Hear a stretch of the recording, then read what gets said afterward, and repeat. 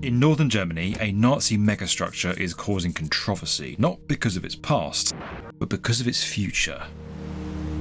This is the Colossus of Prora. Built in the 1930s, it was dreamed up as a seaside resort for National Socialist tourism. It survived the Second World War, but has now succumbed to a very 21st century fate, becoming luxury flats. Supporters of its redevelopment say it's time to let go of the past and rehabilitate a much-loved stretch of the German coastline, while others insist that we can't forget what happened and that it should stand as a memorial to the horrors of the Third Reich.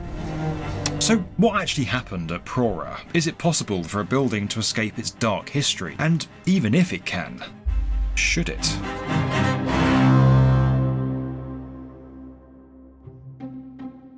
This is Rügen, an idyllic holiday island on Germany's small but much-loved coastline.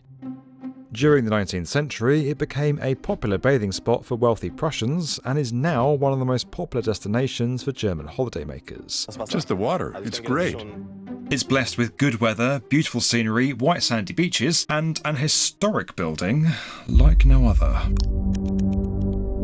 In 1933, the Nazi Party established Strength Through Joy, a travel agency offering package holidays to the masses that combined fun and leisure with a heavy dose of political indoctrination. In 1935, the organisation's chief, Robert Lai, ordered the construction of an enormous holiday resort on the German coast that would cater to tens of thousands of holidaymakers. What he commissioned was this, the Colossus of Prora. Designed by Clemens Koltz, it stretched for over 4.5 kilometres. The complex would consist of 8 identical residential blocks containing 10,000 rooms capable of housing 20,000 holidaymakers. Each of these would be connected to a service tower containing communal bathrooms and showers. In the centre, at Hitler's insistence, was a huge festival hall to be used for concerts, political lectures and propaganda. Opposite this, a pier would operate to allow cruise ships to dock. Other facilities included an observation tower, pool, cafes and a cinema.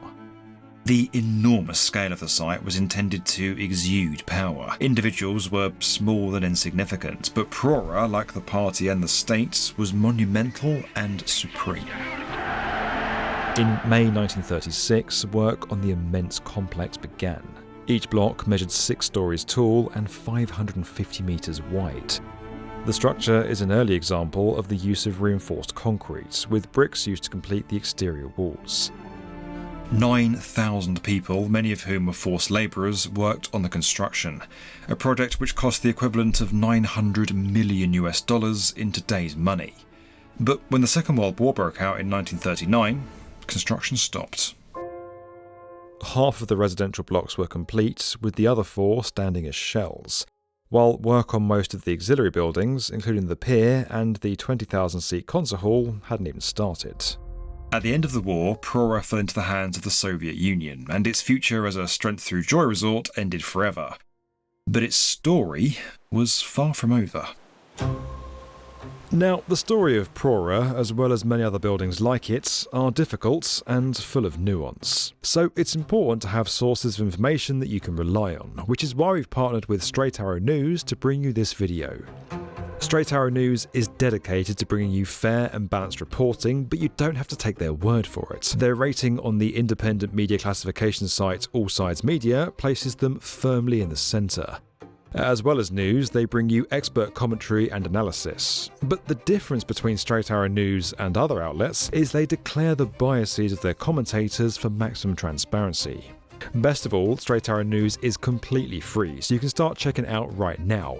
If you want to get to the heart of an issue without being weighed down by someone else's agenda, head to Straight Arrow News using the link in the description. The Nazi Party constructed a slew of buildings across Germany whilst in power, and once the war was over, Germany embarked on the long and difficult process of reckoning with this legacy. Some sites, such as the former Gestapo headquarters in Berlin, have been turned into memorials and museums, while other, more functional structures like the Autobahns were simply repaired and serve the same purpose today.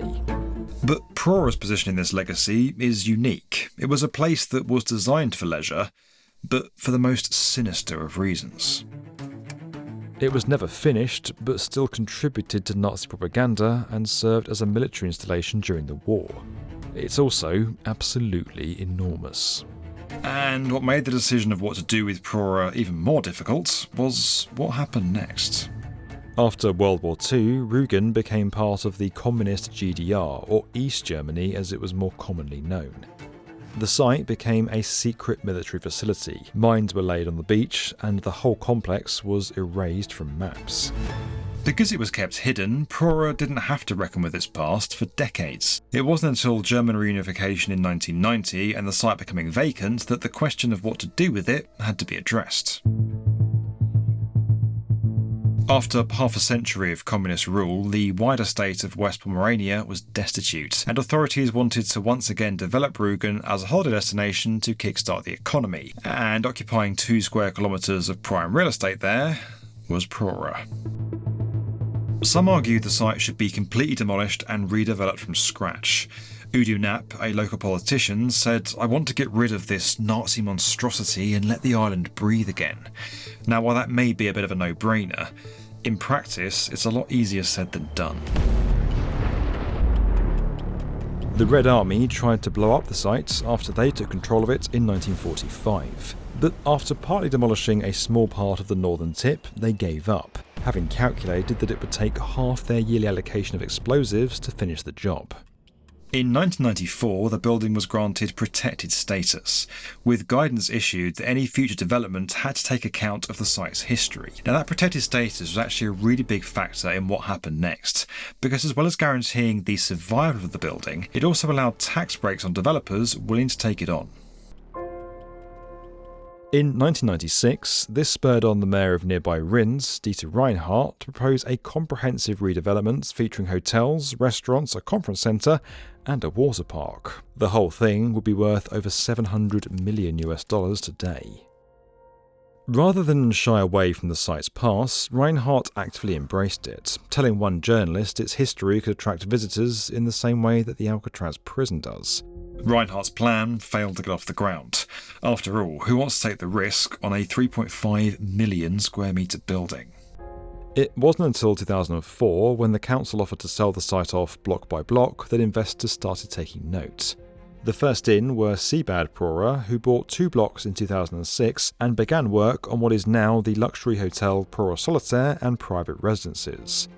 It took 6 years to develop a plan for construction. Creating a modern luxury hotel from a 1930s propaganda destination is not exactly straightforward. This is the original standardised layout for a room at Prora. It's 2.5 by 5 metres wide, with 2 beds, a sink and a wardrobe. The rooms were deliberately small, intended to force people into communal spaces and group activities. As Robert Lee said, only sleep should be provided as free time. Prora Solitaire converted these into a range of new rooms, with studios and 1-bed apartments on the ground floor to penthouses with roof terraces on the upper floors. Utilities were moved into each apartment from private blocks, with pipes and wiring installed through the walls due to the low-cast concrete ceilings which had to be maintained due to the preservation order. A particularly controversial design decision was the addition of balconies. The original preservation order sought to maintain the architectural uniformity of the Bauhaus-style facade, but no modern holiday apartment with a sea view would be complete without a balcony. Permission was eventually granted after an early design of Prora was discovered showing the facade lined with balconies. The go-ahead was given to allow for minimal floating balconies, but other aspects of the facade, such as the cream render, wooden window frames and lack of ornamentation, were kept. Since Prora Solitaire was completed, plenty of other developers have followed suit. Out of the 5 surviving blocks, 3 have been completely renovated, with the other 2 currently under refurbishment. Today, the site boasts cafes, restaurants, hotels, private apartments and a youth hostel. Prora seems to be thriving. This dark seaside colossus, which locals once resented, is now a place of joy. But not everyone is happy. The tension between this site's past and its future is not easily resolved, and for some, with the act of creating something new comes a real responsibility to remember what has gone before. Since the 1990s, Prora has also been home to a number of museums exploring its history. Today, only one remains. Dokumentationszentrum Prora. We spoke to its chief historian, Katja Luca, who is uncomfortable with the scale of the tourism at Prora. For Luca, it's not that Prora should never be used for tourism, but that the extent of the developments has gone too far, and that more space should have been designated for other uses. When the site received its protection order in 1994, it noted that the replanning and introduction of new functions should be based on a mixed concept. A wide range of uses are conceivable: culture, healthcare facilities, science, research and tourism. At the time, it was stressed that the future of Prora should be determined by a broad consensus rather than just financial interests. For the developers behind the hotel, however, generating a positive new use for this building is an essential way of dealing with its past. We also spoke to Ulrich Busch, who led the Prora Solitaire development. For him, the building itself is neither good or bad. What's crucial is the way people use it. He told us that by transforming it into a place where people go to have fun and enjoy themselves, it gives the building a sense of humanity. But why does this matter? Well, how we deal with buildings like this tells us a lot about how we view our history. Another example we could look at is Berlin's Olympic Stadium. It was built to host the Olympics in 1936, the same year as work on Prora began. It too embodied the same monumental ideals as Prora. And just like Prora, in the 1990s, a debate emerged about its future. In 2000, it was renovated and today hosts major events like the 2024 Euros final. Its origin had not been forgotten, but its future is no longer determined by its past. Prora's place in history is secure, but the story of how people interact with that history is still being written. The point at which a balance can be struck between respectfully remembering the past and creating something new for the future is thin. But when we get it right, buildings like Prora might have not just the power to harm, but also to heal. This video was sponsored by Straight Arrow News. You can learn more about that at the link below. Don't forget that we're inspiring the next generation of builders through our investment into Brickborrow, a fantastic Lego subscription service. You can learn more and get started today over at brickborrow.com. And as always guys, if you enjoyed this video and you want to get more from the definitive video channel for construction, make sure you're subscribed to the B1M.